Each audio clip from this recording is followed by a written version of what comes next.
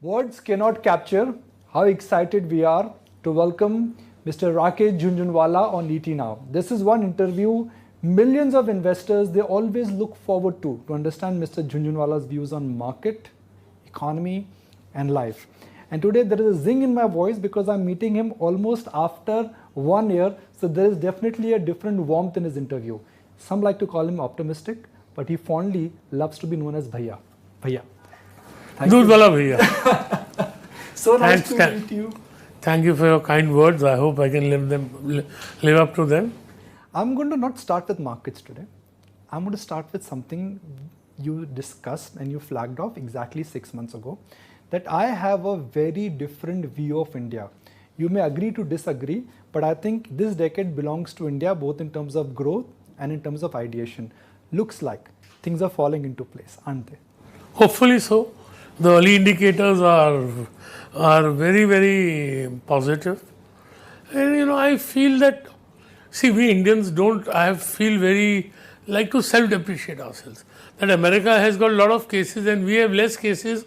The common contention is our figures are fudged.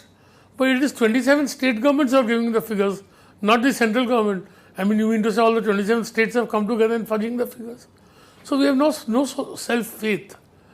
And Nikun, when I look at societies, what has made societies is skills and democracy. And I believe Indians even at the cost of among the most skilled people in the world. And the change that we have seen in the last 8-10 years is now really coming out. And with the further promise of reform the government is having, and the firmness of which is talking about it, I think there's no question that this is going to be India's decade and maybe India's manifold decades. I think also I feel, that after the recent announcement of disinvestment or policies which some would say is liberalizing the economy, people talk of socialism and capitalism. Nikunj, I talk of realism. And the realism is that the more you open the economy, right, the more prosperous we get. When Mr. Agarwal bought Hindustan Zinc, I think the profits were not even 200 crores. Today the profit is 7,000 crores. So I see no reason why. I told NRIs, in a meeting with a group of NRIs, that after all their genes are Indian, their skills are Indian. What is it that has made them, what has America given them? America has given them a platform. In India we are going to have that platform now. So I'm very excited, very hopeful. And I think we are also going to have growth with social justice. We abolished the kerosene subsidy. Most households in India to have LPG. Right? We have electrified most villages in India. This Nal Ka Jal program, you know what it means? I have a house in Lonavala. I have a boring well there. And I have a pipeline to my house. And I have found that water is fit enough to drink. That is Nal Ka Jal. So what it means, 40% of diseases in India are waterborne. Our infant mortality rate can substantially come down if there is clean water. I repeat it again and again, but I don't find any kind of excitement amongst us that we Indians, regardless of class and wealth, we have access to clean water. And this is my dream. If I earn a few crores more, it's not going to make a difference to me. But with every Indian, he has water. What a difference it's going to make to this country.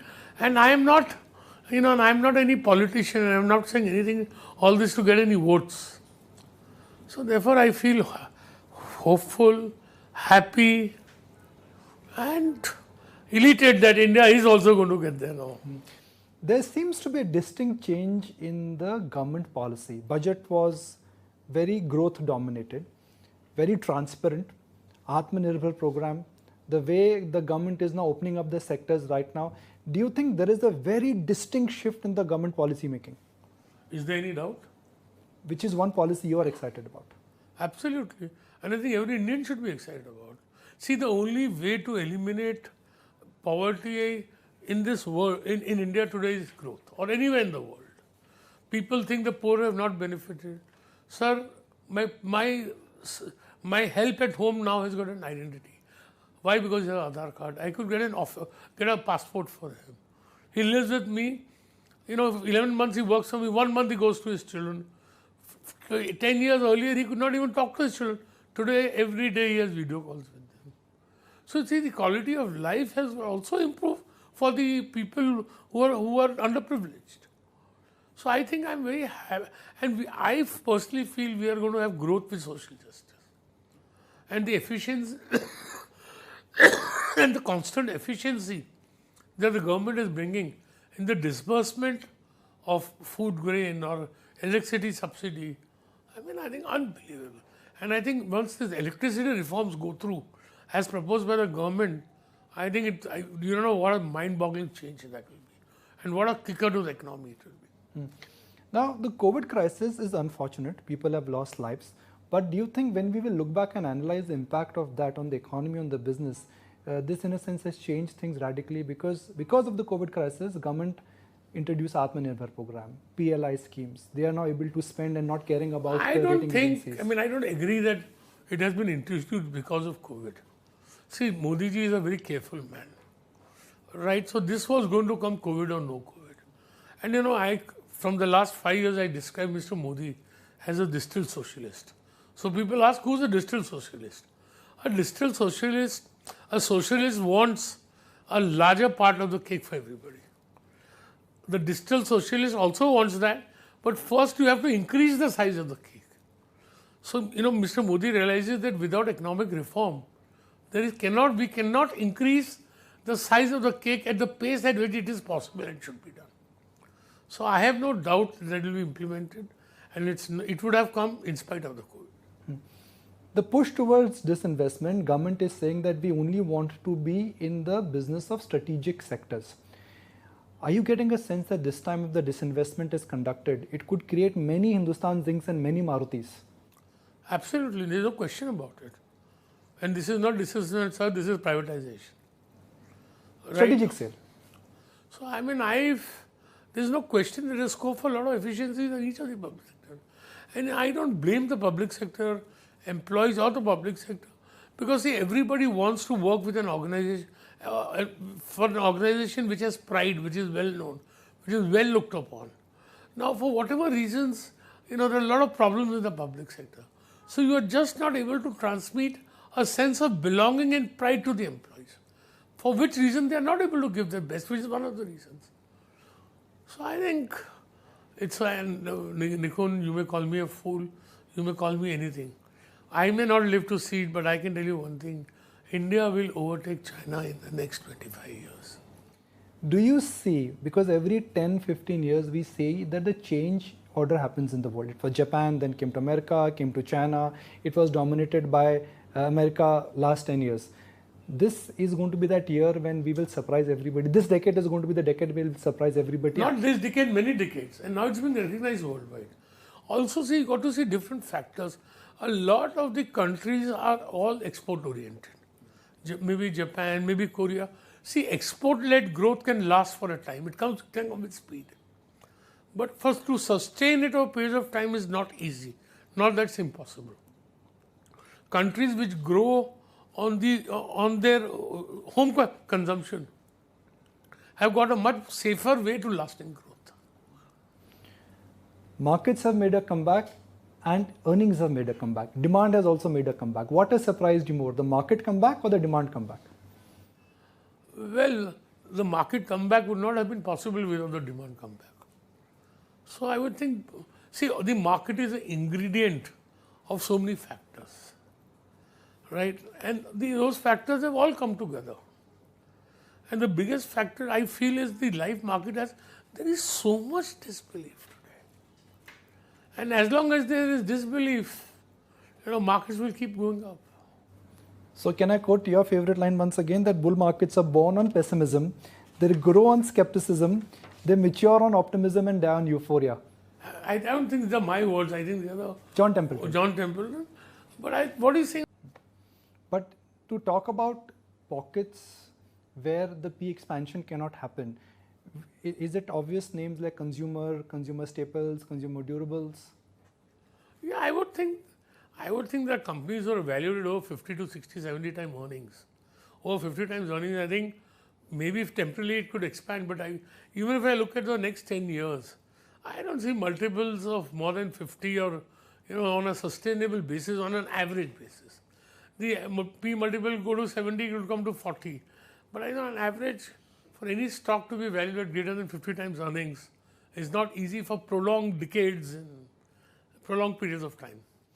I'm going to come back to sectors, but I'm going to pause and request you to smile, because my next question will bring smile on your face. I can guarantee that. In 2018, when we interacted on a different forum, your words were, the best thing that has happened to the Tata Group is that N. Chandra has become the chairman. And after that, what a comeback it's been in all the Tata Group of companies. What is the way forward for Tata Group and Tata Group of companies now?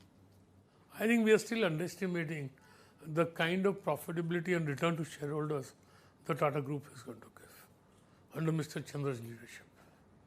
He's an exemplary thinker, understander of technology, temperament, governance, humility. So I think, the house of Tatas is blessed by God. In every company other than Tata, TCS, they have less than 50% shareholding. In TCS, they have 70%. So I'm very, very bullish, and the Tata Group today is a very, very large component of my portfolio, and I hope to keep it that way. Is it a coincidence? It's a coincidence. I don't buy shares I buy shares of companies, I don't buy shares of any groups. But ever since Mr. Chandra took over, and ever since I understood him and what he's trying to do, I got extremely, extremely bullish. And I think it is, now it's very, the first stage is always uncertain. Now that we are past that stage, we are going to catch speed. So far, what Chandra has managed to do is that he's changed the capital allocation. He's done the restructuring. The hard work is done. Tata Consumer or Tata Communication, hard work is done. Do you think in this decade there could be an incremental change in the way how Tatas are doing business? But what he has changed will last for years. He has brought about consumer centricity. He has brought about emphasis on cash flows. He looks at cash flows, not EBITDAs and profits, right? Also, his knowledge of technology has enabled him, to impute that technology and technology thought into each company. There is idea of synchronization. So there is so much of things. He is a measured risk taker also. There's boldness. There is commitment. He had to pay 38,000 crores for Tata Communication. He never blinked. So I can't. What makes a chemistry of a person consists of so many factors.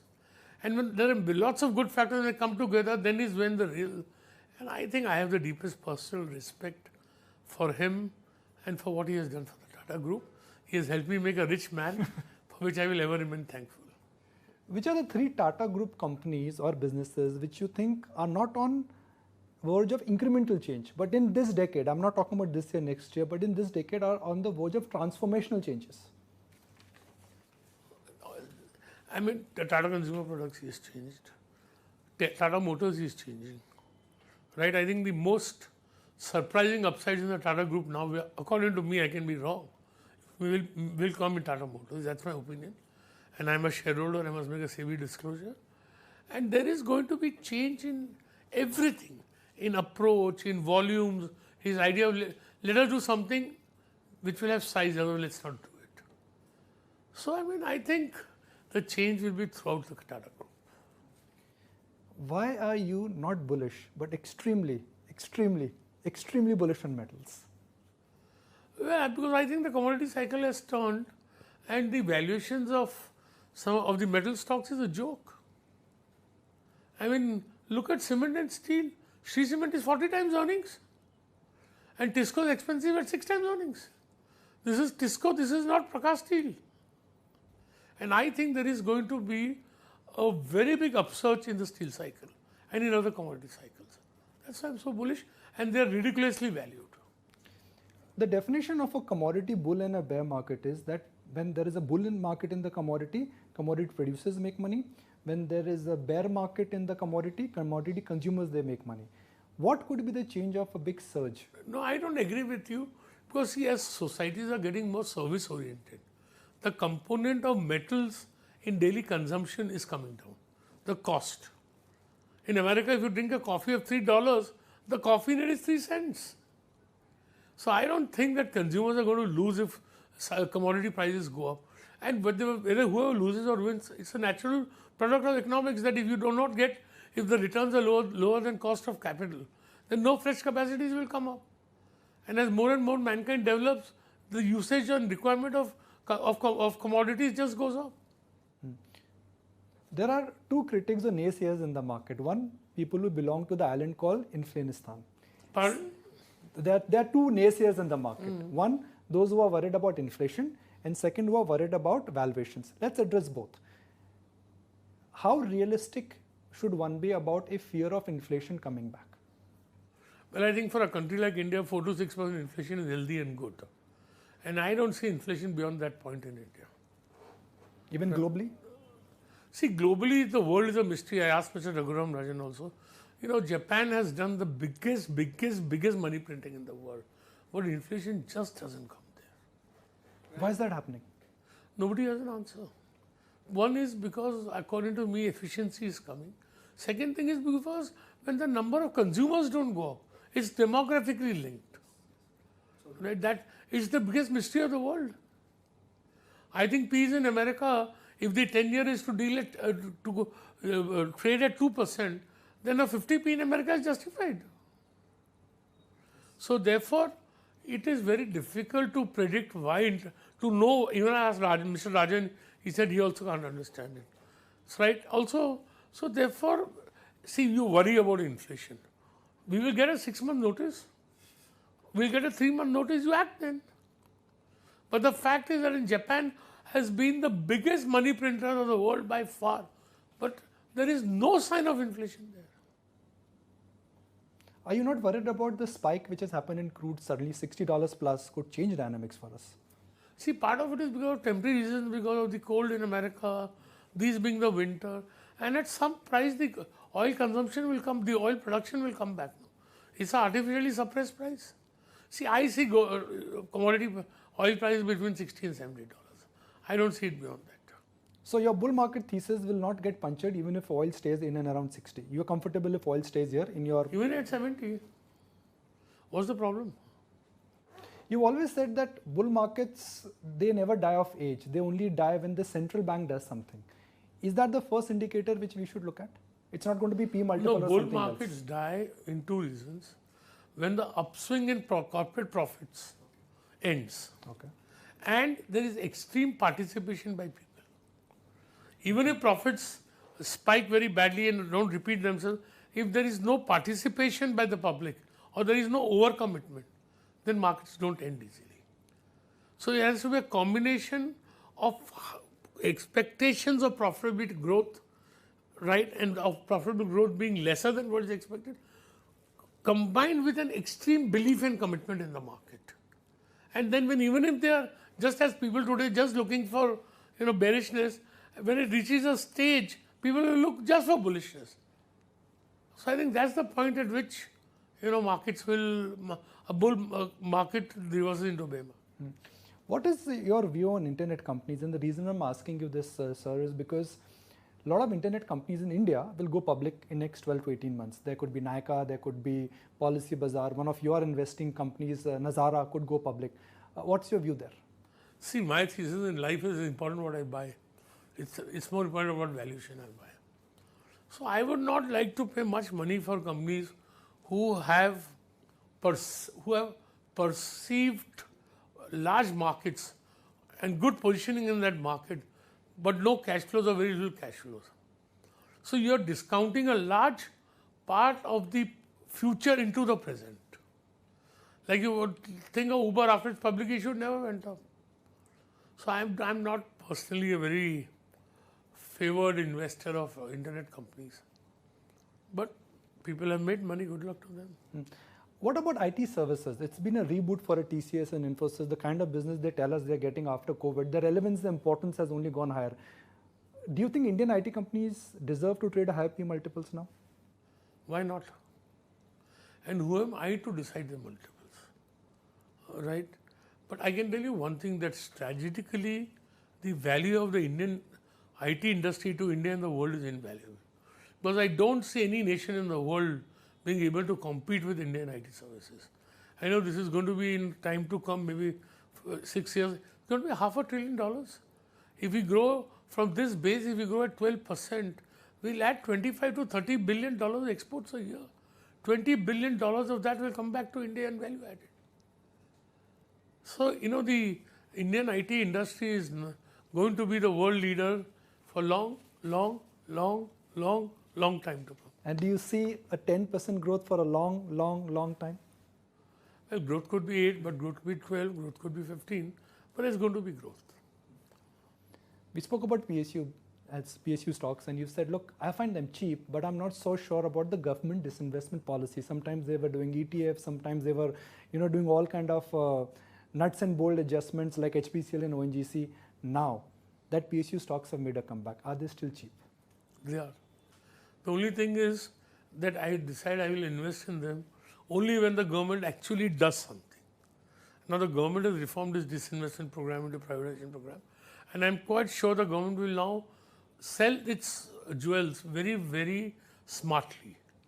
But Nikunj, I also have limited capital. And before this could happen, I was fully committed and I had the highest leverage of my life. And still have it. So, and I'm a person who doesn't easily buy, who doesn't easily sell. So I'm actually so highly committed today. Unfortunately, I have no investment in the public sector except State Bank and Canara Bank. When you say your leverage, I'm assuming that you have more ideas and less capital. Leverage means that is always there the day I came to the market. If you give me 5,000 crores, I'll do shopping in a week in the market. But question, I mean, the leverage in terms of the borrowings I have done to invest. If you have leverage in the market, which means that in the short to medium term also you expect the market arrow pointed higher. Have you any doubt? Trend is my friend. And there is so much disbelief. Why is there so much of disbelief? Well, somebody says, I don't believe in God, I don't argue with them. This is a point you've been flagging off for many years now, maybe more than 2 decades now, that look at India, foreigners own 20 to 23% of India, who trust India, promoters own 55% of Indian stocks, and Indian investors do not own more than 5%. When do you see that will change, sir? Because DIs are selling and FIs are buying. It's not a great feeling to see when such great things are happening, our local people are not participating. But, if my son doesn't want to study, how can I convince him? Whom will we go to explain? That's their point of view. One sector where large changes have happened is the entire banking space. Government is talking about privatizing more banks. Big banks have only become big banks. How do you see the dynamics changing for the banks now? I think first of all, the improvement in profitability and valuations for the public sector and the smaller banks will be much higher than the favored banks. That is one dynamic which will change. Second, I think is that, after all, the excess liquidity in India is only 6-7 lakh crores. And the total loan outstanding is 15 to 20 times 6-7 lakh crores. And if we have to grow 11% next year, I see no way we can grow unless and until credit growth is 15%. So I think over a period of time, anybody who can garner deposits, right, will become very powerful, and he will have the ability to lend. And his interest margins will go down. Also, these public sector banks, and where there is peak efficiency, for efficiency to come is difficult. But these banks' cost to income ratios, margins are at the lowest. So I think if I was an investor, I would choose the PSU banks and the smaller private sector banks. But what could be the relevance of these banks in today's technology-dominated era? Every bank has the technology. You go to Federal Bank, you can open an account here, sitting in your office. I don't think the smaller private sector banks are less technology efficient than any of the modern banks. And State Bank is better than most. Of course, the app, what they've developed is absolutely world-class. Pharma. Again, it's going to bring a big smile on your face. Let's capture that smile also. For the longest time, India has been the generic capital of the world. But now we've become the vaccine capital of the world. Serious amount of re-rating has happened for the pharma sector. Somehow markets are not recognizing that. Well, they have gone up, they have gained. They have not lost so much also. No? Because basically it's a defensive industry. Right? Within the pharma sector, there was a lot of churning. I think IT and pharma. I mean, India is going to be, already is and going to be the pharma capital of the world. And it's not easy to build these knowledge industries. So I'm bullish on both. But I'm just trying to understand the distinction here, the distinction in terms of where pharma was, let's say 5-7 years ago versus where it is right now. Have the dynamics changed, US FDA problems, all the pricing issues, you think they're behind us? Absolutely, the dynamics have changed, absolutely. Let me draw your attention to what we've discussed on this forum. And you've said that I was bullish in the market in April and May. And it's not for the first time Rakesh Jhunjhunwala has called the market bottom right. You've called the market bottom right in 9/11, in 2013, 2014. But when you look back and you talk about this COVID bottom, is this the best call of your career? I'm not talking about the size, I'm talking about the intellect part. Nikunj, I hope the best is still to come. But God's grace, I made a good call, I must admit that, with all modesty. How has this entire work at home experience changed you as a person? I don't like it. Because, I want to separate my personal life and my work life. Right? And also for the other people in the home, it's a intuition. Rekha knows that when I'm not home, she's always the queen, whether I'm there or not, but when I'm not there, she's also the king. And I also would like to be in a different, I don't like the work from home concept. Also in my new house, I'm making an office whose size is bigger than my present office. But I am going to come to this office every day. Did you actually go to Golden Dragon? Because that's what you told me last time. Yeah, I went so many times. I'm just going to ask you a few more questions and then we'll not extend our appointment. If I look around with my friends, with my relatives, everyone is excited to use the low interest rates to buy a house. Is there a big revival coming in the real estate sector and stocks? You have any doubt? I'm asking you for confirmation. I think the real estate sector is bottomed. Will real estate and equity compete for this decade? There's a lot of money available for everything in India. So there's no question of competition, they'll complement each other. But for an average investor, do you expect that in this decade, there is a strong, not probability, but possibility that Nifty can give a double-digit return? Double-digit return every year for the next 5, 6, 7 years. 5, 6 years. 10, 11% return. I mean, I would be disappointed if in the next 8, 10 years, the Nifty doesn't give a high teen return. Which means in this decade, Sensex definitely should cross 1 lakh, if I just put maths together. I mean, I won't try. If high teens returns, there should be much more than 1 lakh. But Nikunj, I am extremely positive on the markets. My perception of India is very bullish. It differs from most Indians. I reserve the right to be wrong, but that's what my feelings are. How do you think history will remember Elon Musk? As a true pioneer and entrepreneur. Do you think Tesla is a bubble or Tesla deserves that kind of a market cap? See, Mr. Elon Musk has not given the market cap of Tesla. It's the public who has created it. This market cap is not going to last that much, I can tell you. But that does not take away from the entrepreneurial capabilities or performance of Mr. Tesla, of Mr. Musk. Right? So the valuation of Tesla is not linked to the entrepreneurial capabilities of. Rakesh Jhunjhunwala's entire wealth is in India, even though people have options to invest outside India. Is that patriotism or a business decision? There is no patriotism in that. It's ease. I would like to see. I invest because I enjoy the process. Now I don't know anything about Facebook, and I'm not going to go and find out. Plus, legitimately, the government of India doesn't allow me to invest more than $1 million a year, or maybe because I have 5 children, $1.25 million. It's not going to make much difference to my balance sheet. So why go where? And I want to go for scale. And second thing is, I think the opportunities in India are so great, right? As good as any in the world, over a period of time. So when the food at home is so good, why think of eating out? If you could short Bitcoin, will you short Bitcoin? Well, I would short Bitcoin at some point, but not at this point. Are you bearish on Bitcoin as a people, what they're saying that it could be alternative currency, or you don't like blockchain as a technology?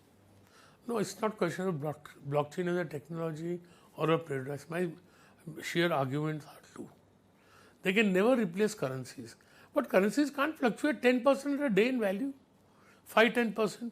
Second thing is, the first sovereign right of a country is to issue currency. Any currency, do you think they will give up that right? And third thing is, can a currency be something which anybody can create? So for, I think all these three reasons, I am not interested in Bitcoin. Normally people start planning retirements at 60. Rakesh Jhunjhunwala has taken his biggest leverage bet after he turned 60. That's what you just shared with us. So no retirement plan, sir?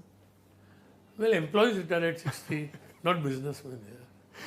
Do you? I am going to work until the last day of my life. You know what I pray to God? God, whenever you're going to take me, let me get up in the morning, do my yoga, have a lovely breakfast, come to the office, do some trading, do some investing. In the evening, go have 2 good drinks. Then you can take me. I'm sure, sir, God will give you a long life and we will wish for a long life. There's nothing about that. Life, death is a part of life. I'm not afraid of it. I don't know when it will come. I cannot predict it. I can model it, but I cannot know it. So it is inevitable. What is death? Death is permanent sleep. You know, my 9-year-old son, sometimes I read him comics and magazines about inspirational people. So if a comic book or if a book on Rakesh Jhunjhunwala's life has to start, how do you think it should start and how do you think it should end? Well, I haven't thought of all this, but surely that God give others the luck He has given me also. What are the 3 things you tell Nishta, Aryaman and Aryavir that they should not do those 3 things? Same sex, drugs and cigarettes. I don't tell them it's a wish.